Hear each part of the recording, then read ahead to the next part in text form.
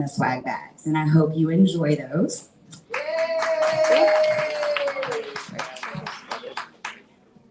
And it looks like we're ready to kick off. Awesome sauce. Are we rolling? Perfect. All right. So first and foremost, thank you so very much for your patience. I would like to introduce our first panelist, and this one is very, very special to Grace After Fire in general because we have some amazing ladies. I know you heard us mention Oklahoma Department of VA earlier, OKDVA, but these ladies came down from Oklahoma to join us today to be able to be here. And that is a huge testament just continuously of all the collaborative efforts and just being able to work together to take care of our sisters. They're a partner with us in being able to roll out our peer-to-peer program, the Table Talk Color Me Camo program. That is going to be rolled out over these next years across Oklahoma. We're very excited. That's going to be coming up very soon, and it's going to be an amazing opportunity just being able to have access to the peer programming that we offer, which I know has impacted so many lives already, including mine. And with that, I would love to introduce our first panelist, Miss Lisa Acevedo.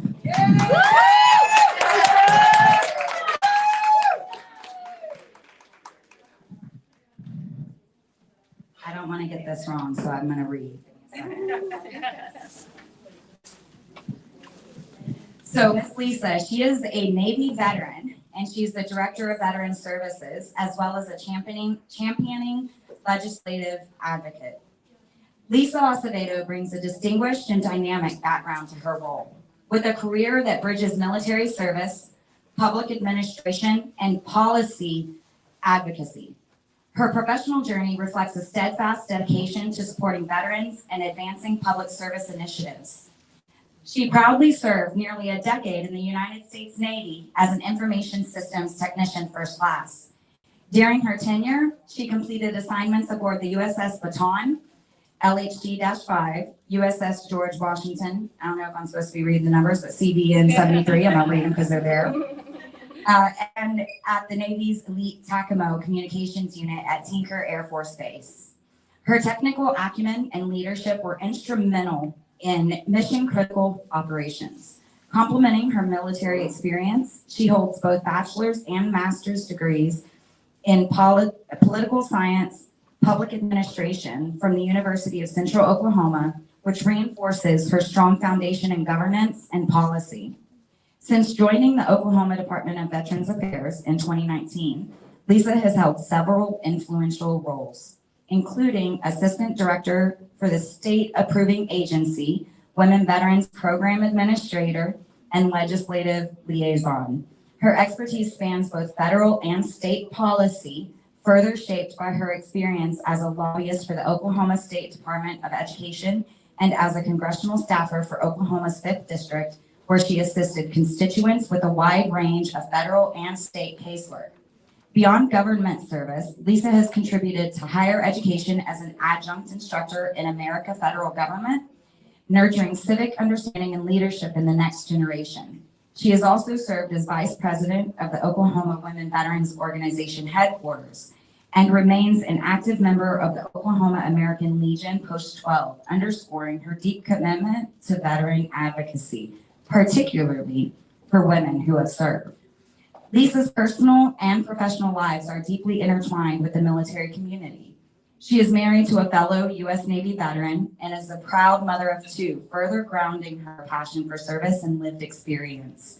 With her extensive expertise, unwavering dedication, and multifaceted experience in public policy, military affairs, and community engagement, Lisa Acevedo is an invaluable leader within the Oklahoma Department of Veterans Affairs, uniquely positioned to advocate for veterans at every level.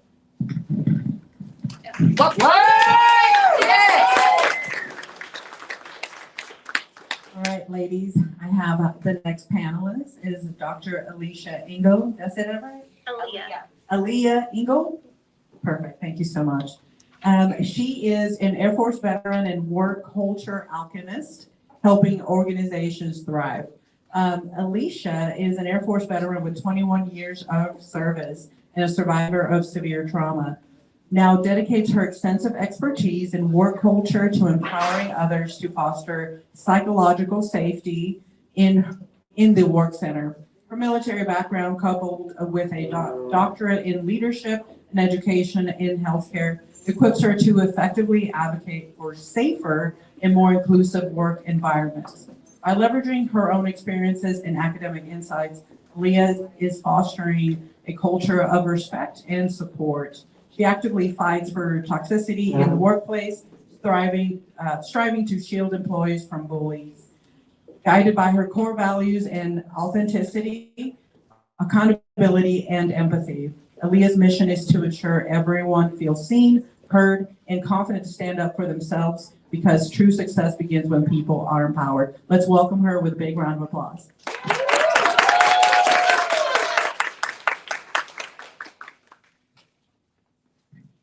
And our final panelist, and you all will notice we had another panelist. I just want to notate she was out sick, very ill today, so just keep her in your thoughts and minds, please, as she's going through that. And so that's why we won't be introducing her today, even though we wish she was here with us. And you will see information on that on the PowerPoint. But our next panelist, I'm so very grateful that she is here, Ms. Stephanie Gattas. So Stephanie Gattas, she's a Navy veteran and also the founder of the Pink Berets and an advocacy warrior. Stephanie is an accomplished U.S. Navy veteran, an executive professional, and a fervent advocate for the rights and safety of women veterans. As a CEO and founder of the Pink Berets, a pioneering nonprofit organization headquartered in Boerne, Texas, Stephanie has dedicated her career to addressing the unique challenges faced by women veterans. The Pink Berets focuses on providing vital care and support tailored specifically for this demographic, helping them navigate obstacles related to mental health, healthcare access, and social reintegration. With over 20 years of comprehensive experience encompassing military service, healthcare marketing, and nonprofit leadership, Stephanie is actively involved in several prestigious committees that aim to improve the lives of veterans. These include her role as the committee chair on mental health and wellness for the Military Women's Coalition, participation in the Department of Veterans Affairs Sexual Assault and Sexual Harassment Prevention Work Group, and contributions to the Department of Defense Advisory Committee on the Prevention of Sexual Misconduct in the Military. Most recently, she has joined the VA Intimate Partner Violence Task Force, advocating for expanded resources and support networks for those at risk. Stephanie is a proud alumna of the University of the Incarnate Word and participated in Yale University's All-Women's Leadership Cohort, where she honed her leadership skills and strategic vision. Her unwavering commitment to excellence has led her to receive numerous accolades, including the Points of Light Presidential Lifetime Achievement Award and recognition as L'Oreal Paris Woman of Worth honoree. Yes, let's go ahead and give a round of applause. Amazing stuff, and that's why we have these ladies on this panel. That's where I was, I apologize. Under her inspiring leadership, the Pink Berets earned the prestigious title of Nonprofit of the Year in 2019 from the San Antonio Women's Chamber, further cementing, yes, that's right, further cementing her organization's impact within the community. Before establishing the Pink Berets, Stephanie held senior roles at United Health Group as a senior marketing business analyst, where she played a crucial role in developing marketing strategies and enhancing patient engagement. She also held executive marketing positions at AIGB Healthcare and Weight Intervention and Surgical Healthcare, where her remarkable skills in strategic planning, market analysis, and cross-functional team leadership delivered significant outcomes. As a disabled veteran, Stephanie brings a deeply personal perspective to her work.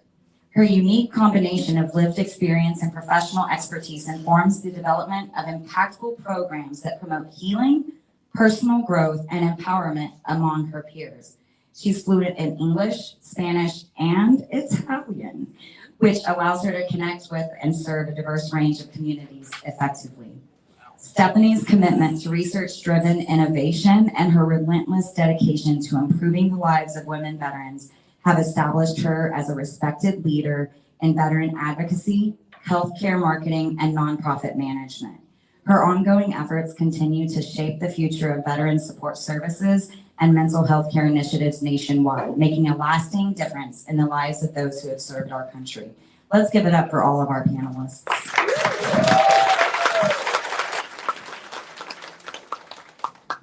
And I'm going to turn it over to Peter here in just a second. I just want to share with you, ladies, I know that you've all seen the flyers, you've registered, you know what this is about, but I just really want to drive the point home because it's so important.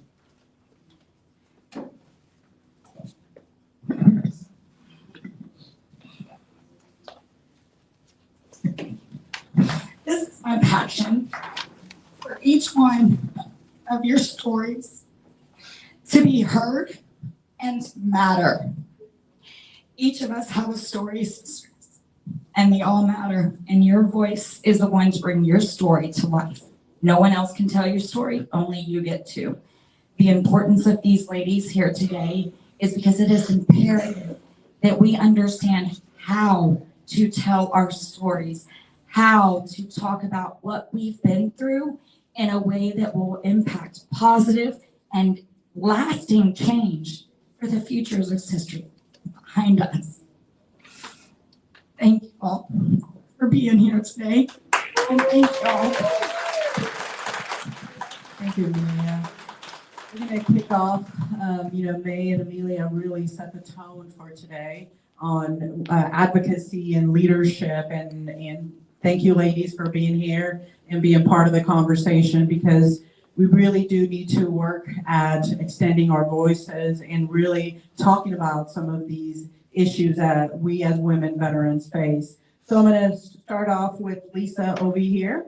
We're going to start with leadership and identity. Lisa, and we'll just start with Lisa, and then I would love it if you guys just followed with your answers, please. Lisa, how do you reclaim or redefine your identity after military service, especially when you've been in environments that didn't always reflect your full self? A great question. Bravery, courage, commitment. That's really what inspired me to pursue my passion. It took me roughly about close to 8 years after leaving active duty to really find myself again and find my love, find my passion. I had a love of the law and policy and advocacy at a young age. But after I left the service, I kind of just went with the flow and didn't have a very great transition after leaving active duty, and was kind of used to that military mentality of you kind of suck it up, buttercup. You take what's given to you, you make the best of it, and you kind of move forward. So it took about 8 years after leaving active duty to reignite my passion in policy and advocacy. And then that really kind of jump-started me into jumping into roles to lead for women. I initially knew leaving the service that I wanted to make it better for women veterans and our women that were serving in the military. And the best way that I thought I could do that was through policy and trying to make sure that we elect people that are cognitive to what we want, they're listening to what our needs are, they understand, and they're hearing us. They're listening and they're hearing us and they're understanding what we need. And so that really jump-started me into just taking the reins and ensuring that women in the state of Oklahoma, had the same equitable access to healthcare and benefits that our male counterparts have, and that we're on the same playing field and that we get a seat at the table as well. A lot of times I was seeing these humongous groups of men doing all the advocating for the veterans and making all of the laws in Oklahoma for the veterans. And I said, wait a second, where are we on this? And so I've made it a commitment to try to make sure that our women veterans have seats at these tables. Right now in the state of Oklahoma, so that our voices are heard, our needs are met, because we do have different needs than our male counterparts. Thank you, Lisa. Amen. You know, when I went through my retirement, the first thing I did was grieve the entity that I had just spent 21 years of my life with. If you have not grieved that part, you haven't moved on. Then I moved on to the mental health treatment and the mentoring and the self-reflection. And then that's when I realized that leaving the military is like, when you join the military, you start putting armor on piece by piece throughout your career. And you were indoctrinated. And then you get to the end and it's time for you to go back. And you don't remember what that was. You start taking that armor back off and you're like, I don't even remember what I was wearing when I put this armor. I just want you to remember that you are not becoming a different woman. You are remembering who you were before you put that armor on. That was powerful. How do you come off of that? That was wonderful. I want to throw this back at the audience really quickly before I move on to answer your question. How many women here today believe they are leaders? And just give me a quick show of hands. Wonderful. I don't see them all raised, but what I want to say is you are all leaders. You just don't know it yet. And I say this to say, a lot of times we're led to believe we have to put in the work to lead. But you can decide when you lead and how you lead. When you raised your hand and decided to serve your country, that forged you into a leader. That meant you were going to lead the charge to defend your country.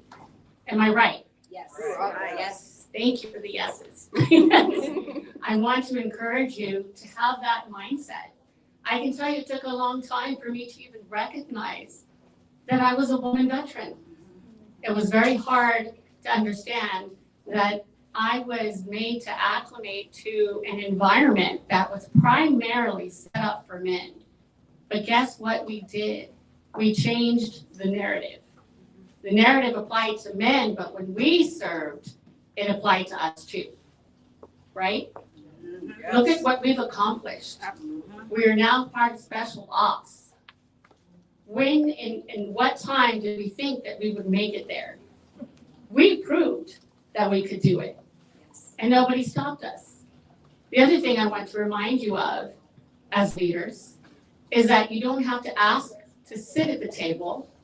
You make the table. Yes. It's very important for us to do that. Because the one thing I don't want is for people to think it's a popularity contest. It is not. We are all in this together. The proof is here today. Look at us amongst one another. Grace After Fire is an organization that I looked to when I first started the Pink Rays in 2015. We are going in our 10th year and still working alongside this amazing organization. We work with one another week after week. We lead together because we are stronger with one another, right? We can't say we're going to support one another and don't do it. We have to come together. All our differences are a culmination of the strength that we see today. So to all you ladies, thank you for having us here, and thank you for your continued support and for allowing us as leaders to come forward and talk about our experiences. Thank you for that. Wonderful. All right, I have another question for you ladies, just on leadership and identity. So how can we create trauma-informed spaces, not just for healing, but for leading? It's a great question as well. I like to say that it comes back to all of us coming together. You know, we host what we call a Catalyst Retreat annually. This retreat allows us to come together as women, focus on our mental health in different aspects, and spend a weekend just really honing in on the things that allow us to accept that our trauma lives in us. It's going to appear in us differently from day to day. There's going to be things that remind us that it resides there. But it doesn't change who we are. It doesn't define us. We just tackle it very differently. So what I would say is that socially lean into your sisters in arms. Build on the camaraderie that, these events have to offer. Being here today, and you said this earlier, Amelia, being here today is a way for you to get involved, is a way for you to address the things that might be heavy on you, right? So if you're having a bad week, you're having a bad day, pick up the phone and call somebody. It doesn't have to be an event if that's not where you feel like being today. But trauma-informed looks differently to everybody. But I would say socially, look for the retreats that are out there. There's a number of different women veteran-focused retreats that allow you to focus on yourself, that allow you to pour into your community as well, because you would be surprised how many sisters out there are looking for someone like you to talk to you about their experience.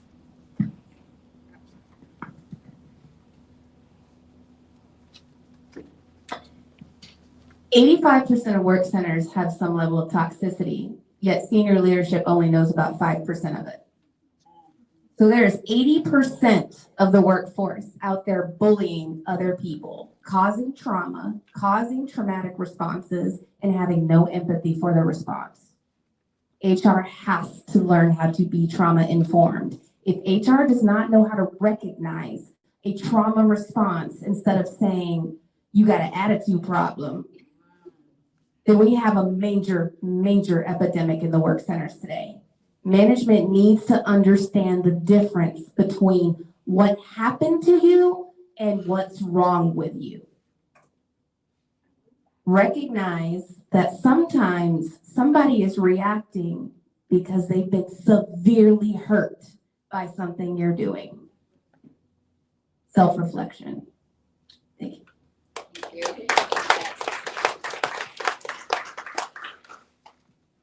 Having trauma-informed spaces helps to build that character and leadership. Sometimes being in a space where you feel comfortable and you can connect with other veterans, other women, you can kind of let that trauma go just a little bit. Not completely, but let it go just a little bit. And you're able to take in some of the good parts of your sisters in arms that are there. And I think that having these trauma-informed spaces is helping to create leaders, because that woman who may be in the back, not talking, not answering anything, she's there, she's listening, and she's looking to you for that help and support. Wow, thank you so much, ladies. And so talking kind of about advocacy and change, the question regarding that would be, where do you feel women veterans are still invisible? Something I can't bypass this. I'm sorry. It just sticks in my head. Something I've heard for as long as I've been with this organization is that we are the most visible service member and the most invisible veteran. And that's from Ms. Tana Plesher. She's got that in here, and I think of it every single time, right? And so as we think on that, where do you feel women veterans are still invisible, and how can we amplify their voices? What systemic challenges persist? Maybe what solutions or policy changes might make the biggest impact? That's a great question. As a woman veteran and helping women veteran across Oklahoma, and just listening and hearing women veterans across the nation, I still feel that in our own veteran communities, we are the minority. As we grow in numbers in the military, our percentage is going up, but the veteran community in and of itself is still predominantly male and will stay predominantly male, because our military force is just predominantly male. So I feel in the veteran community, we are still invisible. I can't tell you how many times I am places with my husband. I don't need the accolades, but he'll get thanked for his service, and I'll never get thanked for my service at all. They won't even acknowledge sometimes that I am a veteran. So I would definitely say in the veteran community, and in order for us to move out of that invisible role, advocacy engagement, outreach, really getting out there and, informing those that are in charge of creating programs and policies, the needs that we have, not just the wants and desires, but the true needs that we have. If the DOD and the VA recognize that women need additional health care because we do have different parts than our male counterparts, I would also like to see our veteran communities recognize that as well. Amen. It's kind of wild that in 2025, we still have to deal with people asking us for our spouse's social. Why do you need his social? He's not even here, homie. Right? Stop playing with me. In 2025, we are expected to exist in a world that is not built for us, yet stay quiet enough not to disrupt it. You're allowed to have a voice as long as it's not loud enough to be heard. You should not have to shrink yourself just because someone else can't handle your strength, your truth, and your experience. Do not change who you are just because someone else is fragile. Sorry, homie. You'll be okay. Stay strong, girl.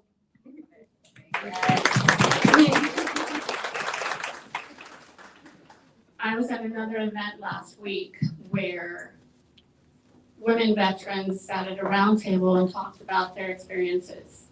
They talked about the disparities. They talked about some of the things that they're still not seeing happen in our community when it comes to women veterans. And we all know this. I'm very much a solution-oriented individual, but what's the solution? One particular story stood out to me. It was a woman of color who described what she felt was racial bias. And it took me back because nobody should have to ever question your service because of the color of your skin. You served, you did what it took to serve our country, and at no time should anybody limit your ability to speak. She shared her story that they were given opportunities to sign up to advocate in Washington. And she said, I was overlooked after 3 applications. It's hard to feel like it wasn't because of the color of my skin.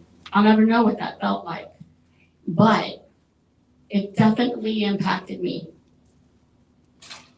Reason being is because she would see people that were not as educated, that had not served as long as she had, that had not deployed, go to Washington, go to the Hill and speak. Afterwards, I invited her to join me to speak on the Hill so that her voice is heard. But I also encouraged her to not wait for somebody to invite her to the Hill. Get your group of women together and go to the Hill. I will accompany you. I will help you schedule the meetings you need to schedule, but you think about the way that your life is impacted. You think about the things that are impacting you, whether it's your mental health, whether it's the health care you're not receiving, whether it's being overlooked. There's other parts of her story that to me didn't bode well in such a way that needs to change in our community. Take time to listen to what someone has experienced. Invite them to do the things that you're participating in. Make them part of the narrative. Make every single woman and their voice matter. That's very important. Thank you so much for that, ladies. And, I hear that You know, it's so important that we are stronger together and doing this together, attacking some of these disparities together. And I think we can really create some change together, you know, not leaving our sisters behind and just bringing them along with us and listening. So thank you so much for saying all of that. We're moving on to personal growth and healing. How have you learned to honor your boundaries? And this is something that I am continuously learning and applying every single day. So how have you learned to honor your boundaries while staying engaged in advocacy or service? I would say that that is, just as you said, it's continued growth when it comes to boundaries. I know that, gosh, even people on the Pink Race team have said, Stephanie, set boundaries. Because for me, you just want to help as many people as you can. And you really don't stop to think about the boundaries that need to be placed. Because you're also growing in the process. I think as individuals, we forget that we are on this continued growth pattern, especially in the nonprofit space, especially where we're constantly driven by our mission and purpose, and we don't stop to think about the boundaries that need to be placed.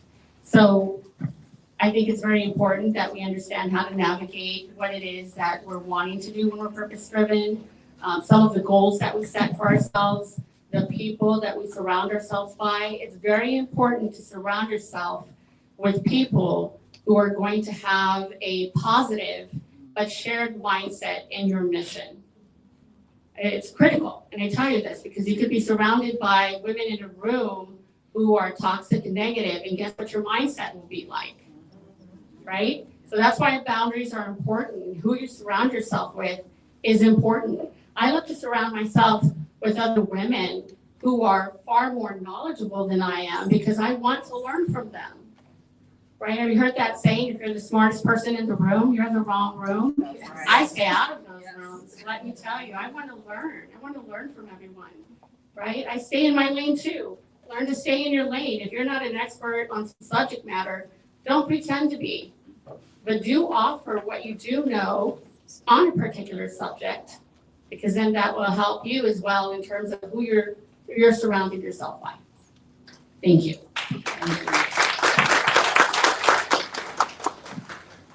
You know, we often hear that we can't take care of someone else if we're not taking care of ourselves first. We can't love someone else if we don't love ourselves. You have to take care of yourself. Self-care is more important than advocacy. You cannot advocate for someone if you are not advocating for yourself. If you don't know what your needs even are, start digging into that shadow self. Figure out who you are and what your needs are. And then once you are good, then you can help others. I used to wear burnout like a badge of honor. If someone called me at 2 a.m., girl, I'm there. Hold up. Give me 10 minutes. If it was 11 minutes, I hated myself. That's how dedicated I was to being that person that would always answer the phone. And I did it so much that I cracked. And I had to take an entire year off. I stopped answering the phone. I stopped answering emails. I didn't even log into LinkedIn. Some of y'all know I am LinkedIn crazy. Nope. I logged out and I did not look at it for a year. I broke myself because I wasn't taking care of myself first. You have to do self-care first before you can advocate for anyone else. Yes. So important. Absolutely.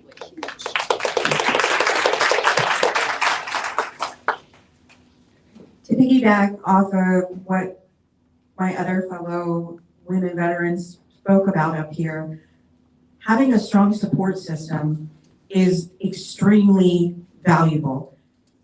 Those people around you that you trust, that they know that they need to come to you when you're reaching that point, because a lot of times when you're going, you get to that burnout. You see it, but you push right through it. You drive right through it. No, I've got to talk to 15 more legislators today. It doesn't matter. I've got to do this. I've got to do that. actually taking the time and trusting your support system, listening to them when they say, hey, go home. Hey, get off your phone. Hey, we're gonna put that away. Just get in the car. We're gonna go do this. Trust that support system.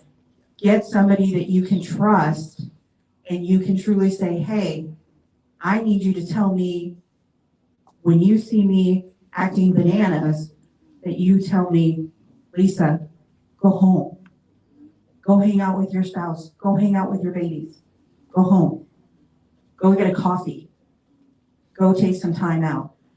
And you listen to your own intuition too. Your inner self will also tell you, slow down. When your eyes start to twitch a little bit because you've been up for too many hours looking at stuff, that's telling you it's time for personal care. Self-care, guys, you have to have that good support system and you have to trust it. Because just as Aaliyah said, you don't take care of yourself, you can't help and take care of others. It's not possible. Yeah, y'all are amazing. I'm so very grateful for you. And that leads us right to our next question on community and connection. And with that, I'm curious, or I'm sure we all are, not just me. What does true sisterhood among women veterans look like to you? And how can we cultivate that in real life, not just on social media?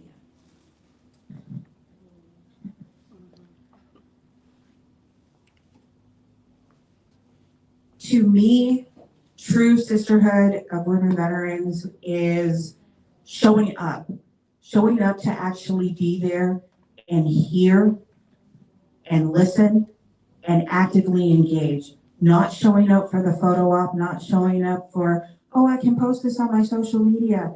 No, actually taking the time when you show up, when you truly engage, listening, hearing, talking, understanding, sharing those stories, not just using it as another photo op. I can't tell you how many times I see people just photo op, photo op, photo op.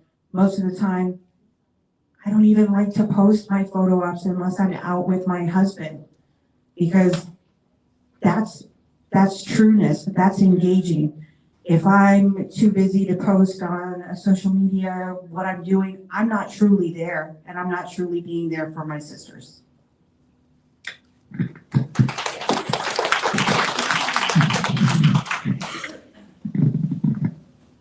I wasn't planning this, but I'm going to do it. I'm going to get a little bit personal with you just for a super quick second. 2015, I was deployed to Honduras where something tragic happened to me. And when I returned back to the States, my work center started bullying me. They bullied me to the point where I started having ideations. That's what bullies do. I had a fellow sister sitting across the hall from me, and I went to her in desperation, in fear, and I tried to tell her what happened. And before I got to the end of my sentence, she said, "Stop, I don't want to know." And she shut the door. So I spent the next 7 years dealing with that trauma by myself because she told me in that moment I couldn't count on my sisters. And then 7 years later, I met a woman, Patrice Gifford, thank you, I love you.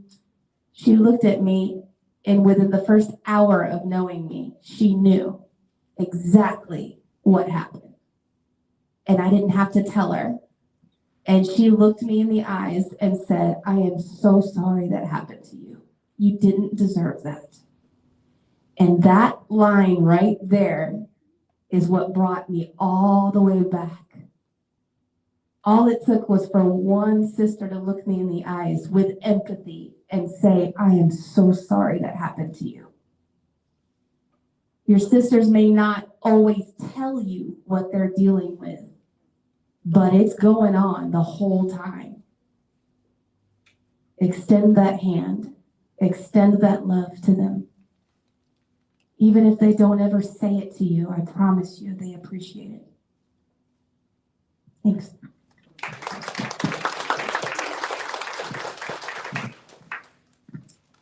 before I continue, I just want to say I'm happy you're here and there's a purpose, right? That's why you're with us today. So I'm glad you found that sister that you could count on. And unknowingly, you didn't know that she would be that person. So that's special.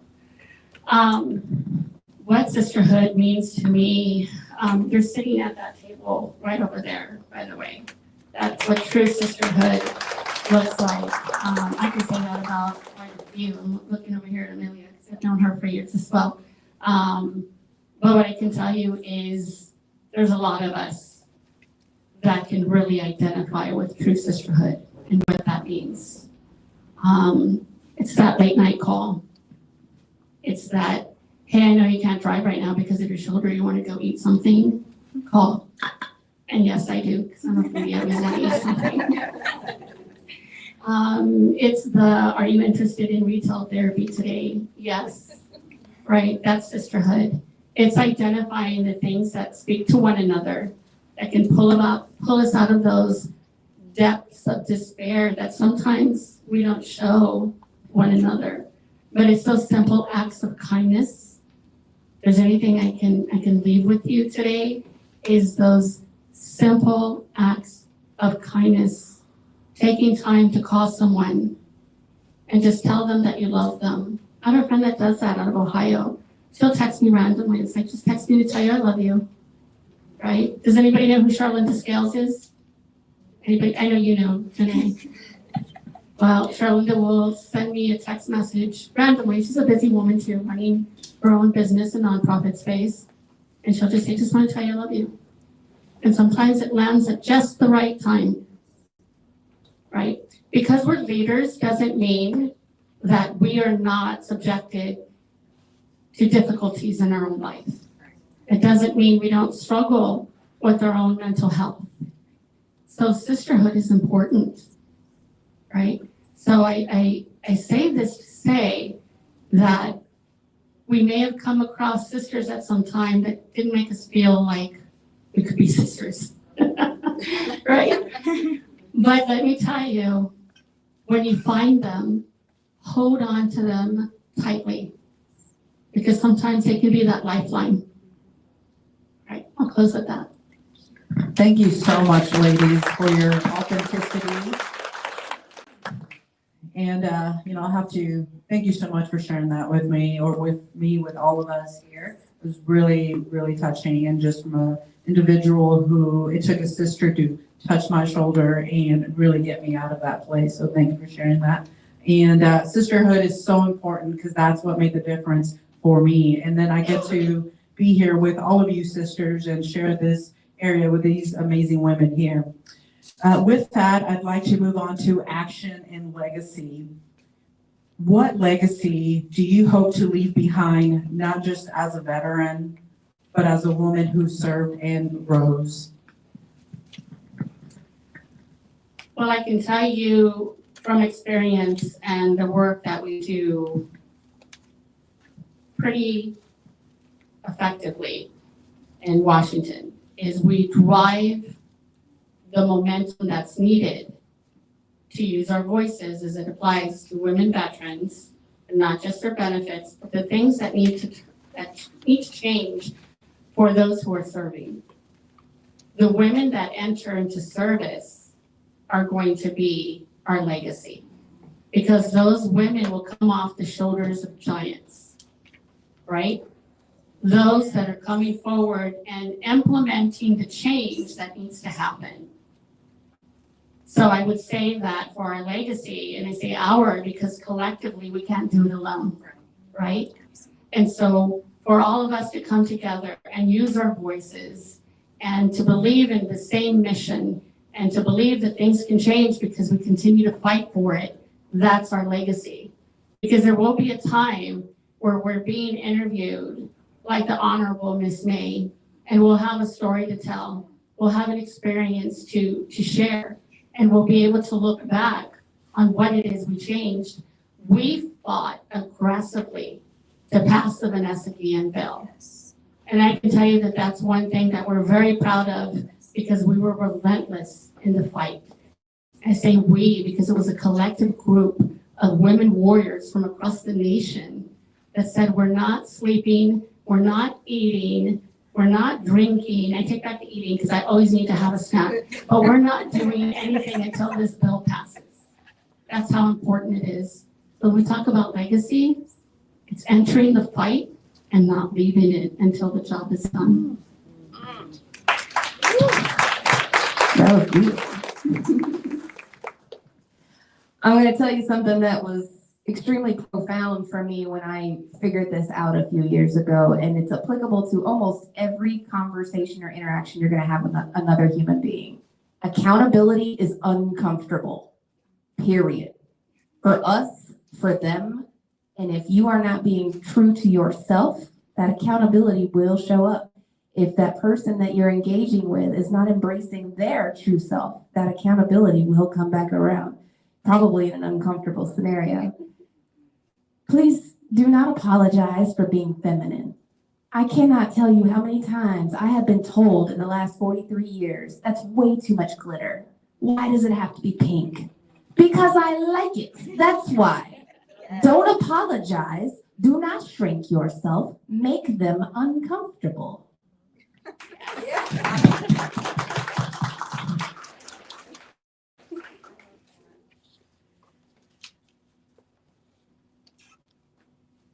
When I leave this world, I don't want people to wonder and guess. I want them to know that I left it better than when I found it.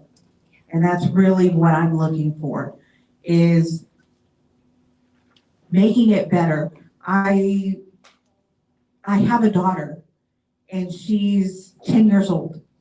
And she looks up to me, she's my sidekick, and you know, she tells me she wants to be an astronaut. And I said, I love that. And you know that most of the women astronauts, guess what? They were in the Navy, like your mom. And so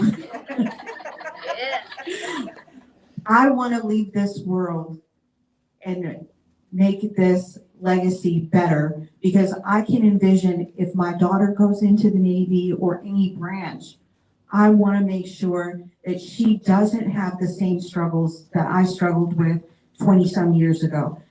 That the things that were barely coming to fruition now, that we've passed, and we can now say, hey, these women, they don't have to worry about this sexual harassment. They can go in, they can do their job, and they can do their job just as well as any man.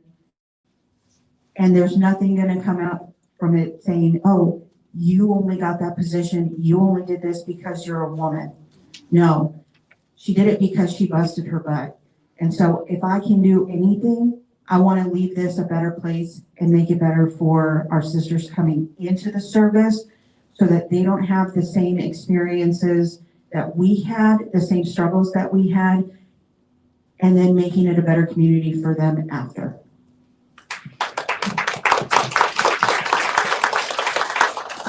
Ladies, sisters, thank you so much.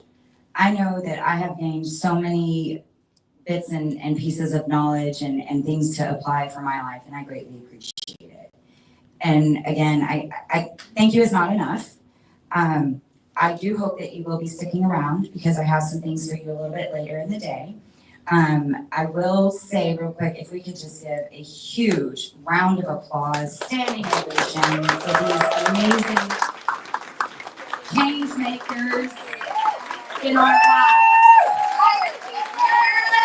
Fire keepers.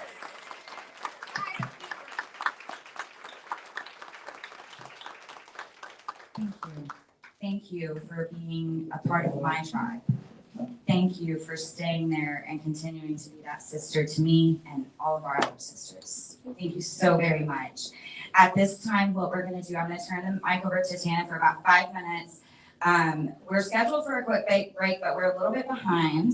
because we've had some amazing information this morning. So what we're gonna do is, at your leisure, if you need to use the restroom, please do.